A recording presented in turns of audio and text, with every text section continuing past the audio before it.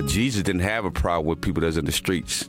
He had a problem with religious people. How can I help anybody when I was not even able to help my own son? I would never do that. And I became that in a matter of minutes when they took my pain pills away. And I said, I'm not where I want to be, but thank God I'm not what I used to be. This is Faith in Your Recovery. I am Randy Davis. Welcome to the battle. Welcome to this episode of Faith in Your Recovery. We're glad you've joined us today. Hey, if you have any feedback or you have an interest to be a part of our podcast, contact us. You can do that through podcast@ablbh.org. Once again, that's podcast@ablbh.org.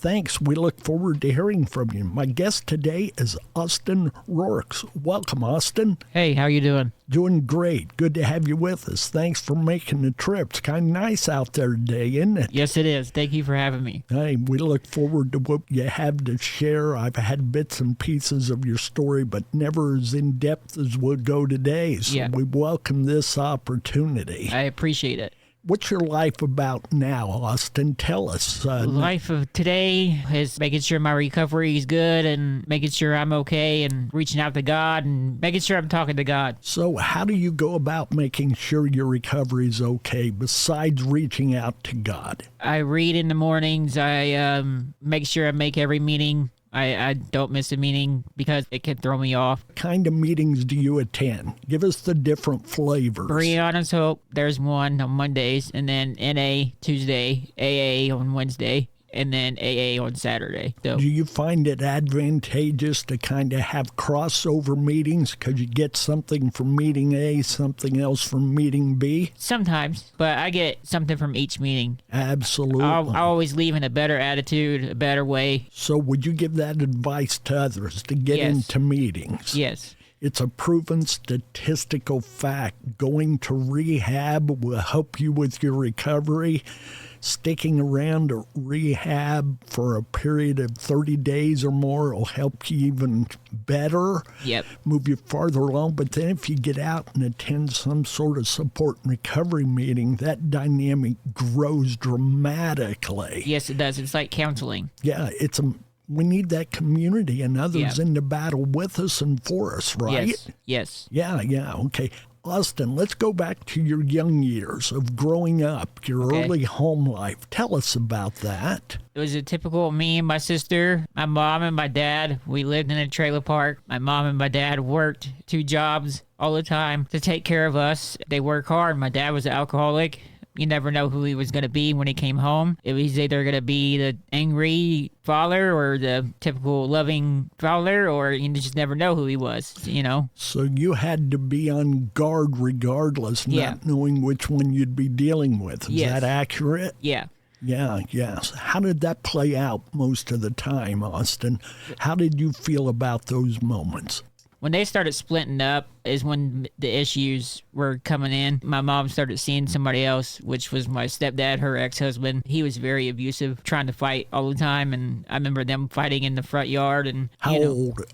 What was your age range? Probably about 9, 10. Okay, close enough. Seeing that, witnessing them fighting and drinking, and that was not good to see as a 10-year-old. You didn't know where that was going to go or how that was going to play out in those moments, or when it might be aimed at you, I'm going to guess. Right. Me and my sister hated my stepdad. We tried everything in the world to get him out of the house, which is weird because when we got older, the things that happened to us, we turned to him for help. At one time, for lack of better words, was an enemy. Then he moved from enemy to, friend, supporter, encourager, whatever was needed, protector maybe. He taught me a lot about streets and to learn from people and about women, and he was there when I needed a man. He was in my life. Adult. Yeah, he was good for that, but he did some stuff to my mom that I didn't like as a child, and being the boy gonna stick up for my mom. I didn't like seeing that abuse going on. Let's go back. You were talking about your dad. You were talking about his alcoholism. Yep. Do you know if that was a generational thing? Yes. If his dad before him struggled with it? Yes, my whole entire family's addicts. My cousins, they sold drugs. That's who I got selling drugs from. Their mom was an addict. She's clean and sober now. Me being clean and sober has really influenced a lot of them to get clean and sober and stop. My cousin's friend that was a drug dealer at one time, I used to want to be like him. Now that I'm sober, he wants to be like me. So that's quite a turnaround. And That's I'm not used to 180 hearing degree. that. Yeah.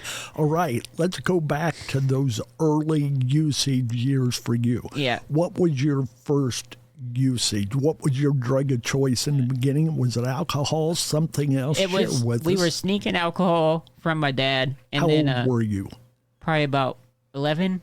Okay. And then weed, we were still on his weed, drinking and smoking. And then it wasn't till about middle school is when I started getting into pain pills. I was still on Xanax from my mom. So whatever you could find at home, you were willing to use. Yeah. And obviously there was an array of things. Like I said, my whole family was involved with something. So it At that was time. easy to find. Yeah. If you look long enough. Yes. Yeah, okay. How did that play out for you there in the beginning, the alcohol and the marijuana? I don't know. I want to say, okay, like I hung out with older people. That's how I got in, to get my stuff. I hung out with older people from the parties, and my sister, because she was older than me, she knew all these people and they stuck up for me because I got bullied a lot because the way I talked back then, a lot of them bullied me, and that played into, using drugs because I would forget what they would say, the hurt that would come with that.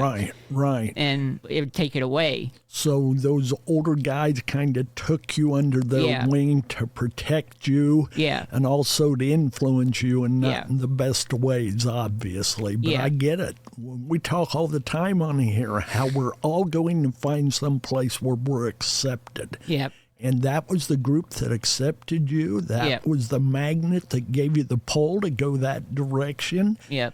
Then along with their age, their experiences, they were able to hook you up with whatever you needed. Yep. Go ahead with that. My sister, she ended up getting pregnant. She was almost 17. She was right around 16, 17. She's how much older than you, Austin? A year or two. Okay. When she got pregnant, she moved out with her boyfriend, and then they moved to Florida. All of her friends took me in, and I hung out with all of them, and because they knew my sister, they liked my sister a lot. I just hung out with all of them. I knew them all, and it was a small town. Everybody knows everybody. Blatford County, I'm sure if you know Hartford City, that's where I grew up at. I wasn't sure where that was that you came from, but thank you for clarifying that. Yeah. So you're there in small town, America, like so many of us. Yeah.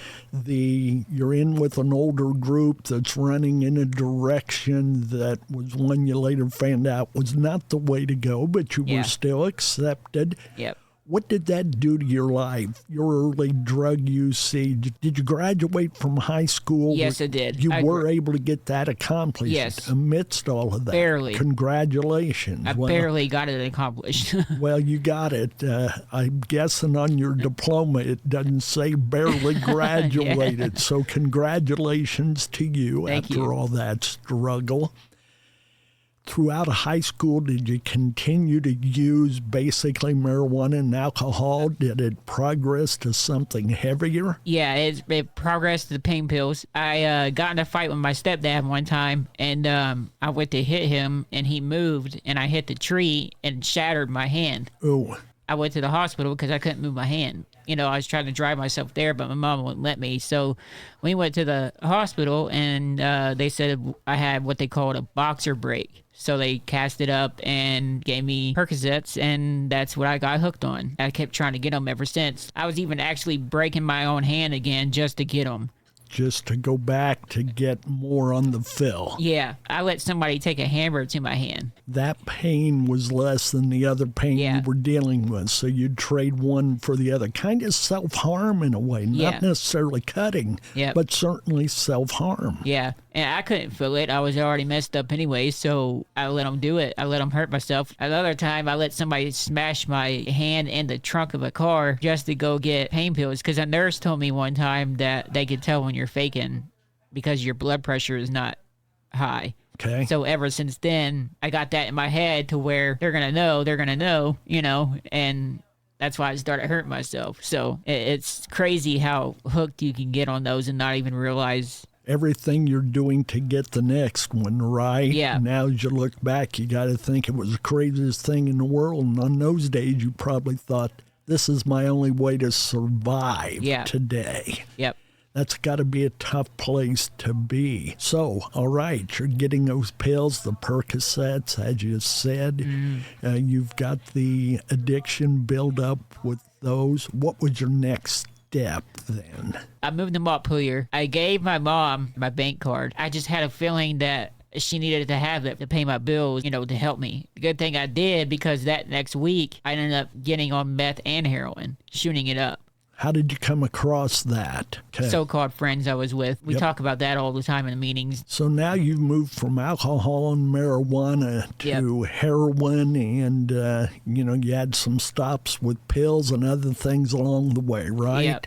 Okay, so you've certainly experienced several different types there. It was right after the doctor kicked me off of the pain pills because she caught something in my system that wasn't supposed to be there. Morphine. I tried to drink one of those drinks that clears your piss test so you pass it or whatever. It failed. So she was like, no more. And then right after that, I was like, what am I going to do? I always said I never would touch heroin or meth, and I did. You're not the first one of our interviewees to say that. Even in our opening there, Monica talks about how she says something like, I swore I'd never do that, but as soon as they took away my pills, I was at it. And I know that there was a time when you could doctor shop, you could get pills from multiple different doctors. Then that shut down almost overnight. Yep. And I really believe that's what led to the escalation in the use of heroin in so many lives. Yep. Yeah. What was this doing to you during that time, Austin? Relationally, personally, what was it doing to you? It messed me up really bad to where I dropped down to 107 pounds. I looked really bad. Emotionally ashamed of myself because I didn't like the person who I was. I didn't know there was a way out back then. Back then, you just don't know. You don't hear about recovery back then as much as you hear about it now. I knew there was a way out back then. I probably would have took it. I don't know if I would have because I don't know if I was ready yet then. But you would have had the option, yes. Yeah.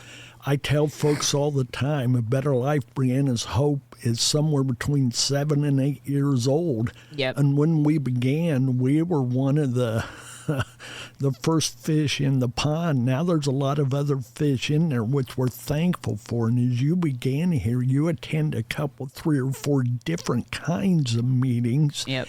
And the availability factor helps with the recovery factor for certain. Yep. Yeah. Okay, you're in the throes of all these different kinds of drugs, the use. What did it cost you? Did you lose many friends or family members to drugs or alcohol? Talk to that a moment. I lost everything. Friends that came along, some had died. We stopped talking because we rip each other off. Most of the time it was somebody ODing and passing away. Let me ask you, I don't always ask this question, but you lose a friend, you lose another friend to an OD death. What is it that keeps you from seeking help at that point? Is it the it'll never happen to me thing? Yeah, that's what we get in our head. And I moved over here to Bluffton 2018-ish. Something like that. Okay. I was still using at that point uppers and downers like meth and Xanax, and I was mixing them both. And that I didn't know that could kill you, but it can. I was trying to kill myself. I took a whole bunch of intentionally trying. Yeah, I took a whole bunch of Xanax and almost didn't wake up. And I woke up to the ambulance next to me trying to get me up. Well, some reason something told me to call Park Center, and I called Park Center there in Bluffton, and because I missed too many appointments, they scheduled me like 4 or 5 months out, and I was like, there's no way I can wait that long. I'm gonna die if I wait that long. So I hung up with the phone with them. I grabbed my phone, my earphones, and walked up there. It was almost 2 miles And I walked up there and I sat down and said I wasn't leaving until somebody come out and talk to me. And that's when the therapist come out and talked to me, and she had 20 minutes to spare. So she came out and talked to me and said that my emotions were everywhere because I was done at that point. I was done using. I was done with it. I was done with the whole drama. I was done with everything. I just had enough. Tell the folks what Park Center is. Those outside of Bluffton may not know. Park Center is a place where you get counseling, and they put you in relapse prevention classes that could help with your recovery. And it had helped with mine. I was in it for 2 years. They let me be in it for 2 years. I met some wonderful people out of it. Still friends with them to this day. It doesn't work for everybody, but it worked for me. No one journey is going to work for everybody, is Yeah. it? We know that. That's the importance of the options. You're a much different person than I am. Not better than or less than, just different than. Right. So you may have to take a path to the right, and I'll go to the left. As Right. long as we get there, that's the important thing. Okay. So she came out, she talked to you, said your emotions are twisted this way and that. Yeah. You got into the program. You were there about 2 years. Yeah. During that time, were you able to be clean Yeah. and sober for Yes. that entire 2 years? They had me on Suboxone at that time. I eventually got off of those. I worked my way off. The doctor helped me. If anybody gets off of those, I recommend a doctor doing it. Yes, And yes. not you, because if Yes. you do it, it's bad. It can turn into a bad, like withdrawal. Yep. And so I recommend a doctor helping you get off those, because they did, and I did not have that withdrawal. Thank God, because my goal was to be clean off of everything. Medically assisted treatment works, Yeah. but it's got to be worked the right way. The right way. Yes. And that is the way to go about it. You don't want to try it on your own or by somebody else's simple suggestion of what Yes. worked for them, because your chemical buildup's different than mine. Yep. So you sought that help. You got that help there. You've been in the program at Park Center for about 2 years. Yep. You're clean. You're sober. Tell us life when you walked out of Park Center as far Well, as the help you had gotten. Counselor I had, she left to be a probation officer, which she would be a good one because, she didn't let nobody get one over on her. So we cut ties at Park Center. They said I was good. I had my counseling, which was my meetings. I do 5 nights a week. I had everybody there to reach out to. I had Pastor Lane to reach out to at Sunlight Church. He was my sponsor. That's there at the edge of Bluffton, folks, in case you don't know.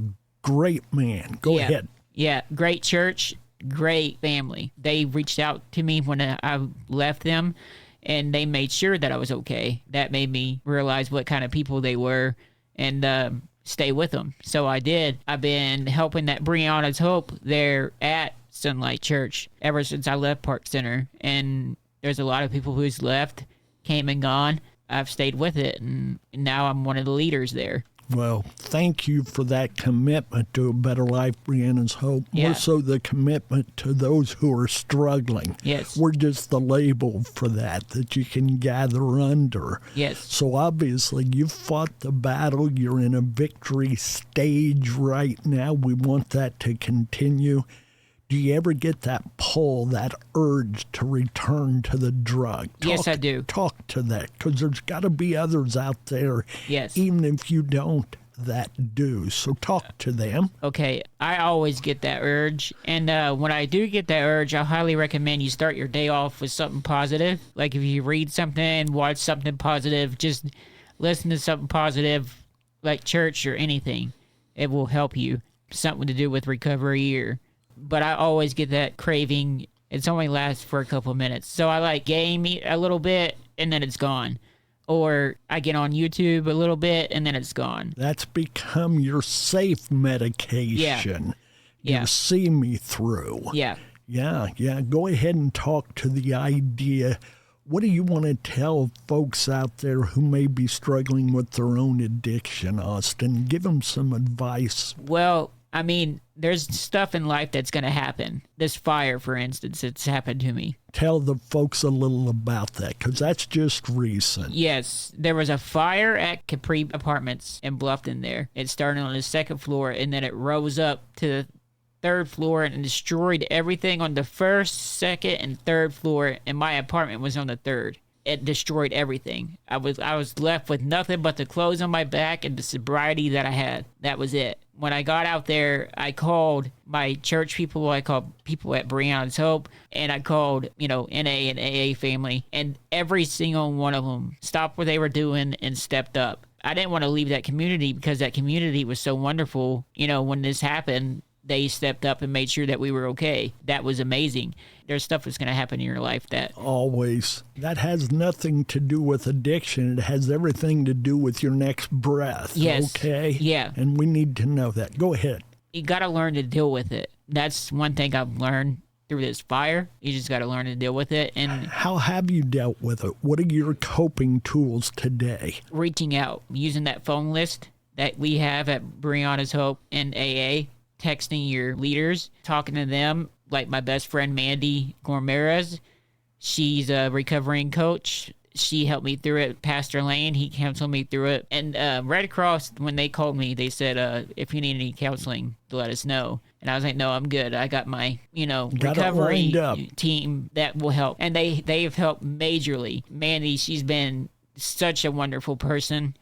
You know who I'm talking about. Yes. And she's helped me so much with clothes, and not just with that, just by being a friend. And we're not used to having those kind of friends. She's been a wonderful friend. We've got to surround ourselves with people that are on the same mission we are. Yes. These are folks with a heart for recovery and a heart for those who are in recovery, as well as a heart for those who haven't found recovery yet. Yep. And that certainly fits you, certainly fits Mandy. Yep. So together you can battle through it. You were real quick with the answer. When I said, how do you cope today? You gave us 2 words. Yep. Reach out. Yes. That is powerful. Yeah. We need that village to help us through. You've talked about how you needed clothes and somebody helped you come up with those. Mm-hmm. Furniture to, you have a different apartment now. I know you're trying to furnish. I've seen the pictures on Facebook, all right? Yep. You're trying to regain life just like you did following the addiction battle. You had to go in recovery then. You're in recovery now, recovery from the trauma of a fire. Yes, and trust me, it's made me want to have that feeling of using. Using just makes everything worse. And I've seen people say these programs not work and go back out, and it's twice as bad for them. And that makes me realize it's not worth it. There is a scripture that speaks about we can rid ourselves of the demons, but when they come back, I think, like 7 times stronger. Yeah. So that's the way it is. You could go to that drug for a moment, then you're going to spend years trying to get over that moment. The shame. Yeah. Yes, the shame and everything else that goes with it. And admitting to the group that you have relapsed is... a strong person to do it, but it's also at the same time a shamed feeling because you messed up. Yeah, we don't want anybody to see us messing up, No. But to have the strength to say, I did mess up, I think that's where your next step in recovery lies. You got to face the moment, deal with the situation, and move forward. Yes. And if you're around those who love you, those who get it, they're going to help you make that happen. Yep. Yeah. So, what is the biggest surprise in your life right now from where you were a few years ago, Austin? Letting God in has been wonderful. I used to not let him in because I used to hate him because of the life that I live, and I've had wonderful friends like Mandy and Karna show me who God is, and Lane. It's been an amazing ride to follow him, and I've had everything back. Like, I had Hep C, and I did the treatment, took the medicine when they told me to, every night they told me to, and it's gone. My liver's fine. Not everybody gets those kind of results. No, it's just been great. I got my license back when everybody told me in addiction that I would never get them back, and that's true because all my money was going to drugs, but when I got sober, it was going to pay those tickets off. How many years were you without your license? About almost 10. 10 years, and you worked to get them back by Yeah. paying off tickets that Yeah. were hanging over your head. Yep. And thankfully, there were no tickets that were like warrants or nothing that put me in jail or nothing like that. I never had that happen to me. I should have. You know, I've been on moments where I should have been in jail, but Yeah. thank God I wasn't. As you share that, and as I hear that story, you made a comment. You recall when you were angry at God. Thanks for that honesty, because a lot of us get there and few of us want to admit it. Right. But I am totally convinced God's shoulders are broad enough to handle our anger. Yes. He's going to deal with it. Yep. We just had somebody a little bit ago. They were in that stage of hunting for a way out of their addiction, prayed to God to help them. Within 2 weeks, a number of police officers knocked on the door. They ended up in jail, and that's where they found Christ. Yep. And we never know what the journey is going to look like. We just know there is a rainbow at the end of this. Just gotta be patient. Be patient. We don't know when it's going to pop up or how it's going to happen. Yep. And commit. Yep. Commit with all that we are. Austin, what else would you like to share? Would you like folks to know about you, addiction, recovery? We go to the Brianna's Hope on Mondays. If you guys want to see us there, that's where we're at Sunlight Church. That's on the south edge of Bluffton there on Highway 1. Monday nights at 6:30 to 8. You know, there's a meal, childcare. Come join us and get some fellowship in. And Give it a try. Yep. This may be the next step for you in your recovery. It may not work for you, but Yep. what have you lost with everything you have the chance of gaining? yep, give it a chance. It will work. Austin, the name of our podcast, Faith in Your Recovery. What's that mean to you, that term, faith in your recovery? Have faith and your recovery will begin. Like I said, be patient. It will work for you. Faith in the system you're working. Yes. And the system can't work if you won't work the system. The Yes. program can't work if you won't work the I program. had somebody tell me, as hard as you chase drugs, you could do the same thing with recovery. Just chase recovery as hard as you chased, you know. Yeah. And I did it ever since. Go through the same inconveniences, the same challenges. Yep. Whether that's a fire to your apartment or it's a flat tire or Yep. it's you lose your job, whatever it may be, you've got to stay in the battle. And Yep. like you've alluded to several times, fight it to the end. Yes. We don't know when that's going to come or what it's going to look like, but we know that we can overcome because you're living proof, as so many are. Yes. Thank you. Thank you for sharing that with us. Anything you'd like to close with? Just thank you for having me. Well, we appreciate your willingness. We give you thanks for coming to join us. Appreciate that a lot. Folks, we don't believe you've come this far to only come this far. Know this, your answer, your healing, your recovery may be just around the corner, maybe in our next episode. Have faith in your recovery by having faith in yourself, your journey, and above all, God. Stay in the battle. God bless.